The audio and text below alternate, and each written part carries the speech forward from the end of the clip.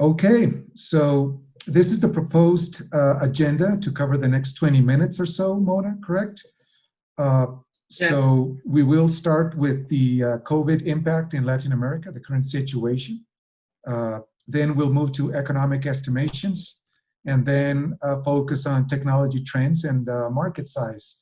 Uh, so if everybody is okay, and for timekeeping, I'll present the content, and then if we have some minutes for questions, we can focus on that at the end. Sounds good? Perfect. Okay, so this is the actual, well, from yesterday. Today, we should be way above 12 million confirmed cases already. And from this, something I want to point out is that although Latin America represents close to 9% of the world's population, this region accounts for 24% of global COVID-19 cases, with 4 countries in the top 10 most hit places in the world. We're talking about Brazil, as you can see, ranked number 2. We have Peru, ranked number 5, Chile, number 6, and Mexico, number 8. By the way, Mexico, pretty soon, unfortunately, to pass the UK, and pretty soon, forecasts say is going to be in the top 5. So this to say that we are a pretty hit region, and this is important to keep into account the next year or so. Now, I wanted to start with the economic forecast in terms of GDP per capita. All that I'm showing right now is prior to coronavirus. GDP, in some cases, does not give an actual empiric sense of what the market's potential for business is. So another indicator I want us to focus on is the size of the population. And I'm talking about the population that is sufficiently economically active so we can actually do business with, that we can work with, right? So also the level of investment in such countries, I'm talking about foreign and local investment, and not to mention the level of political and social stability are key parameters to keep into account. Now, based on that, the most interesting countries to conduct meaningful, sustained business, at least in the physical electronic security space that I represent, are Brazil, Mexico, Argentina, Colombia, Chile, Peru, obviously Uruguay, Guatemala, Dominican Republic, Costa Rica, and Panama. I wanted to point out these countries because those are the key countries. Right there you have over 90% of the business activity in Latin America and the Caribbean. Now, we do see occasional spikes, or what we can redundantly call opportunistic opportunities, and that is in the English Caribbean. I'm talking about Trinidad, Barbados, Aruba, Curacao, and Jamaica. These are markets to keep an eye on, very, very important markets. Now, for all of us doing business for many years in LATAM, we know that by default, this is a risky region, okay? There's no surprise there. Never exempt from potential conflicts, typically political conflicts that turn into economic, and then in some cases, derive into serious social issues. Best case is Venezuela, we all know about it. But let's face it, sometimes Brazil has had challenges, and we all know Argentina has a 10 to 12 year economic cycle with high depreciation of the currency. For companies doing business in all of LATAM, this is very sensible because, Brazil and Argentina are the 2 largest countries, at least in South America, where to do business. So it does involve a huge impact. Now, regardless of this data, I insist Latin America overall is a region for growth and opportunities to be capitalized at least the next 20 years. I already mentioned the key countries of interest. I also say that we should be very careful about what we read when it comes to financially predicting this region. Uh, if you can observe Argentina in this slide, you will see that it is a pre-COVID-19 report. And in 2020, Argentina was already expected to decrease, okay?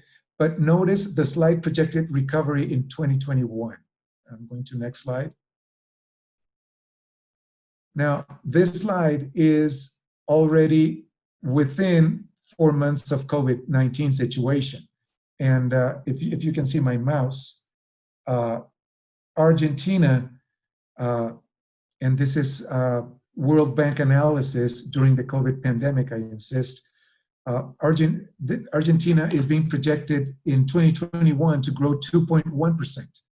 So it's 4 times more than the economic outlook prior to the pandemic. I don't know if you see my point. So we need to be careful with the reports we see.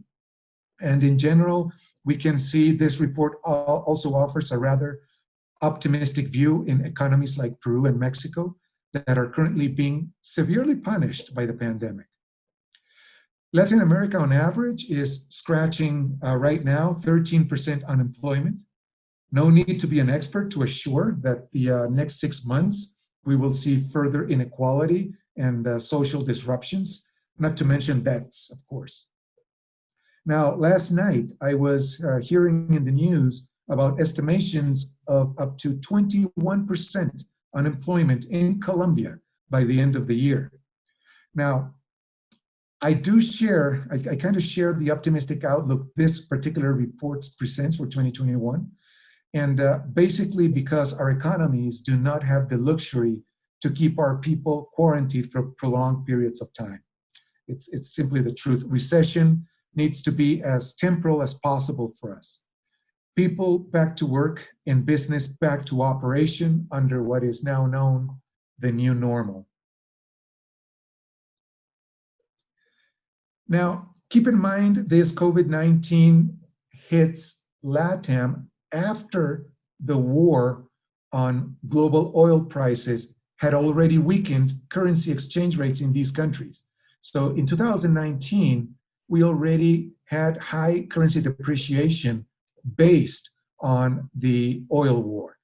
So the past year, depreciation versus the US dollar reached 22% on average. So our currencies were already hurt prior COVID. As you know, currency depreciation weakens purchase power for foreign goods, influences price variations, favors local manufacturing and local solutions. This was already a challenge for all imported goods into Latin America, even prior to the pandemic, right? So when is actually growth in a steady manner expected in Latin America, we might ask? Most analysts predict it will be for the second semester of next year.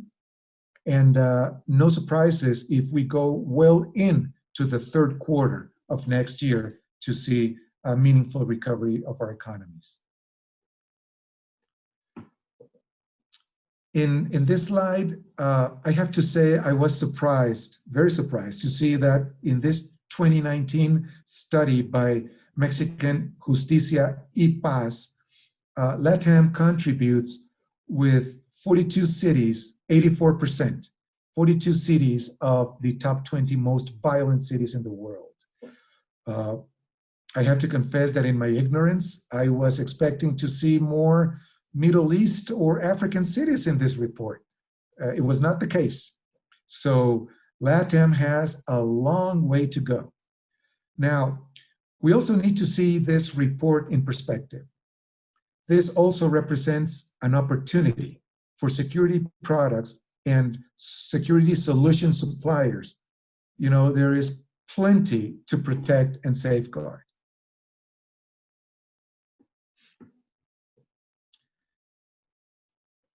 If for some reason audio is not working well, let me know, Mona or Tadeo. I really appreciate it.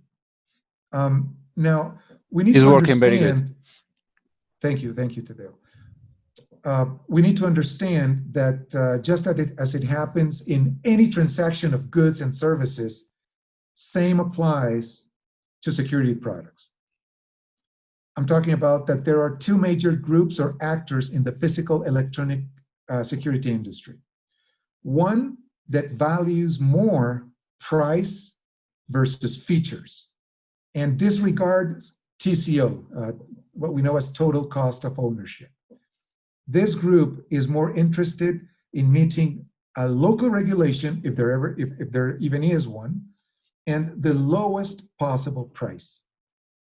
In terms of quantity, and now I'm saying this as a reality and as a business case, because in terms of quantity, my experience is that this group of people, these actors in the market, could easily represent well over 60% of the numbers of companies or people offering products and services in the security space market. A note on regulations, by the way. LATAM is broadly a deregulated market in terms of standards when we talk about electronic security, physical electronic security. Then we have the other 30 to 40% of companies and people that give more weight to TCO, total cost of ownership, and features. They value integration capabilities, leaving price as a second important variable. These actors typically invest serious dollars in engineering and consultancy work to write specs for the target projects and opportunities. And typically that is done at very, very early stages of the project. So we're talking about 8 months, 16 months, even two years before projects go out to be bid. Most companies in this sector, in this group I mentioned, have already intervened and have worked the design and specifications. So what do I mean? I mean that besides the obvious, I also assert that security is a sought solution, but in this segment of the market is not enough.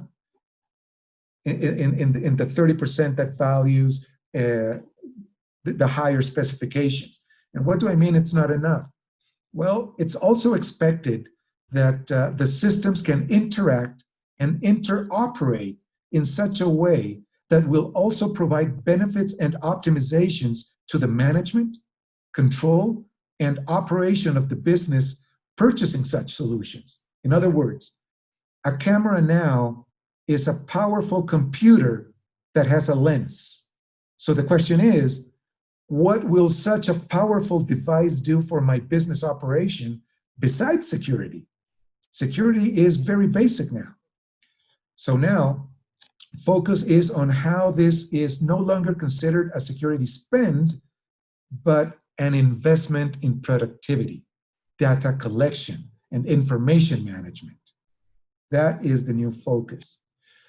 So today, in this technology space, like in life, we have a wide range of offerings and associated qualities, including algorithm or applications with algorithms, such as social distancing. We can do that now. Traffic and movement restrictions, crowd and occupancy analysis, for example. These are all analytics requiring real-time alerts to facilitate restrictions on the movement of people. For example, such algorithms could be used to mitigate against too many employees in your company gathering in the canteen at lunch. Alternatively, they could be used to ensure that warehouse workers maintain a distance of 2 meters from each other. We can do that with video analytics, make sure that is implemented. Or the other could ensure that only the appropriate number of people are allowed to enter a supermarket or even an elevator, for that matter. Terms like forensic analysis, that is the monitoring of social distancing rules to collect and report data on regular basis, that could be daily or weekly, for example. This could be used to show the number of times the occupancy rules have been broken in a given week, for example. In when I said there were no regulations, I was talking about the security industry, but we know there are regulations regarding meeting the social distancing and severe law enforcement when you are focused for spreading the disease if you don't meet the local standards. So our solutions offered in the wide security space can be an alternative solution for this. And includes forensic analysis, that could be used to highlight areas of a building that had higher traffic, and therefore such areas need deeper cleaning, right? So we can help in minimizing spreading the disease. If interconnected, we could implement and collaborate with contact tracing. We could help governments for this because our databases and our systems have the capability to gather great amounts of data constantly. And talking about governments, we do have to be fully informed that in August this year, it will be enforced, the NDA Act in the United States and its offshore companies. In short, this is nothing more than the US government imposing restrictions to US companies to either manufacture, partner, integrate, sell, buy, or service any solution with certain Chinese components and companies. There is a short list of companies the US government has disclosed for this matter. So think about US multinational companies working or operating, for example, in Latin America, that starting August, not being able to service or upgrade their current security platforms, much less buy new ones if NDA is not met. We can't deny for Latin America that China is the #1 video supplier into this region. So this poses an interesting landscape that will be presented to American companies operating in this part of the world starting August.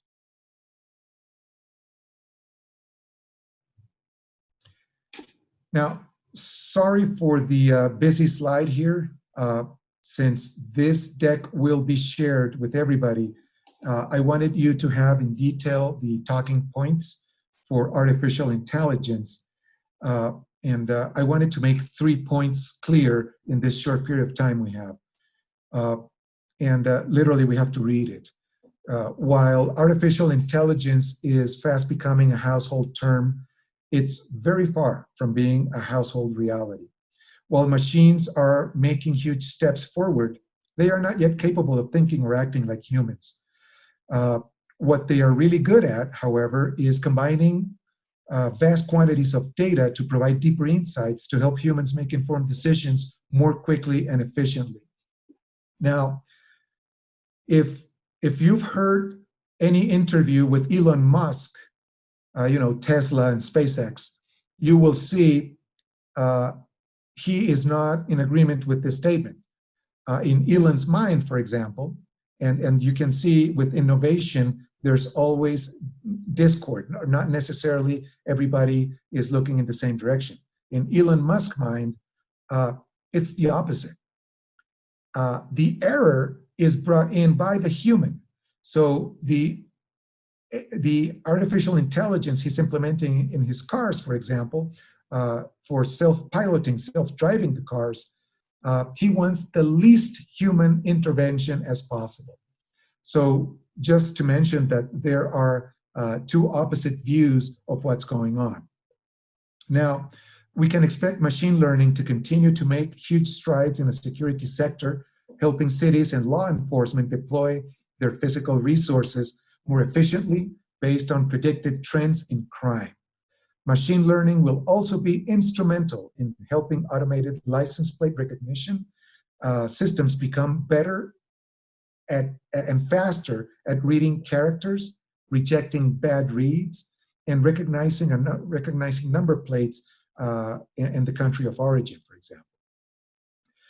While some people see the deployment of facial recognition or other body analytics that can identify individuals and track their movements, and here, if we put this into a tangible example, if you remember the Boston bombing, within 5 hours, the criminals responsible for that act were captured by local police, thanks to the hundreds of city cameras that captured the event. But the cameras, again, remember, they don't do anything on their own. The powerful analytic engine, the artificial intelligence that was running behind the data collected with those cameras, helped within 5 hours to track, trace, and capture such individuals in Boston. So this is a very powerful tool that goes beyond detection in forensic analysis, is very useful. So as we move into 2021, developers will need to work hand in hand with regulating bodies while continuing to improve the technology to eliminate biases. Developing solutions with a privacy by design approach will help reduce concerns and increase protection. This is important because cameras with artificial intelligence and powerful analytic and algorithms running behind the data being captured, it's not only capturing the bad guys, it's also capturing us. So our own and our friends and the society in general, governments and private agencies will now be capable of knowing patterns.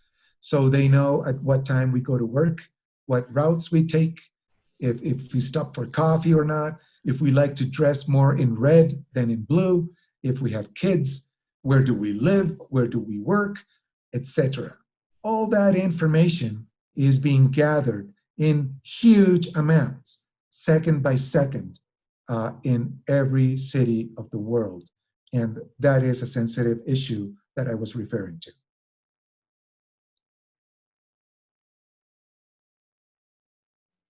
Ricardo, we're just in time, so if you can hurry a little bit. And we are almost done. Okay. So another aspect I wanted to mention, and thank you very much, Tadeo, is the cybersecurity. Cyber is very important because it cannot be taken lightly. Today, hackers, if allowed, can listen in a conversation in your own house via your smart TV, your IP cameras installed, even your own laptop. If you think it's turned off, it's not. So hackers can take control of your connectivity and data traffic via any device connected to your network. Databases can be exposed from the most renowned companies, not just producing severe financial impact, tainting such attack companies as untrustworthy, but also impregnating an aura of shame. And I think is this last one, the shame factor and the marketing factor, that is the cause that many attacks on corporations are never declared, are never denounced. And cybersecurity will be a significant must for the physical security industry beyond 2021. This needs to be taken very seriously when working in the putting devices in the network and classifying the security levels and risks. Now, let's talk about the opportunity. Why work security in Latin America? And in short, we can see that around $800 million is the market size for video in this region. This is only video surveillance, hardware and software, and it's not including the storage, by the way. So if we include storage, it could be well over $1 billion in this region. And from the video spend, you can see that IP cameras are the vast majority, maybe over 85, 90% of the spend is with IP cameras. I've made some deductions on what the size or the opportunity for IP, for video in general, are in the key countries I mentioned in the slide. And you can get cameras, IP cameras, ranging from $12 all the way up to $50,000, depending on what the application is and what you're getting.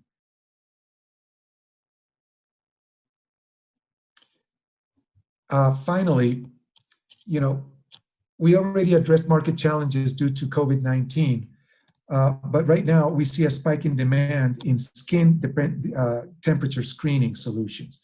Also, analytics to detect the proper use of the personal protective gear and the social distancing, as we mentioned before. So people counting algorithms are already commonly marketed to the retail sector. And in the future, it can be marketed for post-COVID-19 instances. These algorithms embedded in such cameras can already automate controls in stores, for example, controlling the number of people, as we mentioned before, that can be in a store or doing a line, and this can happen at hospitals or any other similar application. With this end in mind, today's technology with big data and artificial intelligence, it's not only to protect and safeguard lives and property, but this is also an intrinsic value to add to any business operation productivity and efficiency and cost reductions. So this is more beyond security. It's also about business management, control, and efficiencies derived from it. With that, I want to end, and I don't know if I already took the time for questions as well, but if there are any, Mona or Tadeo, please let me know. And thank you, everybody, for your time.